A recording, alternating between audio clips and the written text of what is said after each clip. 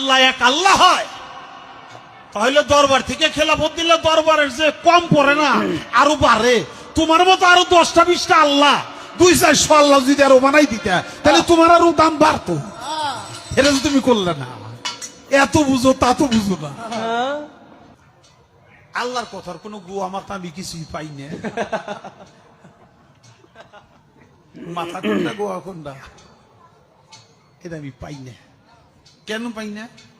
এই যে একটা কথা বলছে আওয়ালুমা খালাকুল্লাহে ইশক, প্রথম সৃষ্টি ইশক। আওয়ালুমা খালাকুল্লাহে মিন নূরি, নূর, প্রথম সৃষ্টি নূর। আওয়ালুমা খালাকুল্লাহে আরশ, প্রথম সৃষ্টি আমার আরশ। দেখেন আওয়ালুমা খালাকুল্লাহে রূহ, প্রথম সৃষ্টি আমার রূহ। কয়টা হয়েছে? এক মুখ হয়েছে দুই কথা কয়, হ্যাঁ মুখ কয় না হুক কয়? এক মুখে দুই কথা কইলে হ্যাঁ মুখ থাকে, হ্যাঁ তো মুখ থাকে না, হ্যাঁ তো হুক হয়ে যায়। দেখেন এই নাস্তিক আবুল সরকার কি বলে, আল্লাহ তাআলা নাকি এক এক সময় এক এক কথা বলছে যে আল্লাহর প্রথম সৃষ্টি নিয়ে।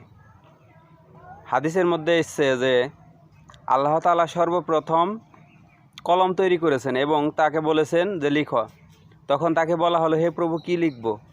তখন আল্লাহ বললেন, প্রত্যেকটা জিনিসের ভাগ্য লেখো। আর এই বাউলরা কোরআন বা হাদিস বিকৃত করতেছে আর আল্লাহ রাসূলকে নিয়ে উল্টাপাল্টা কথা বলতেছে।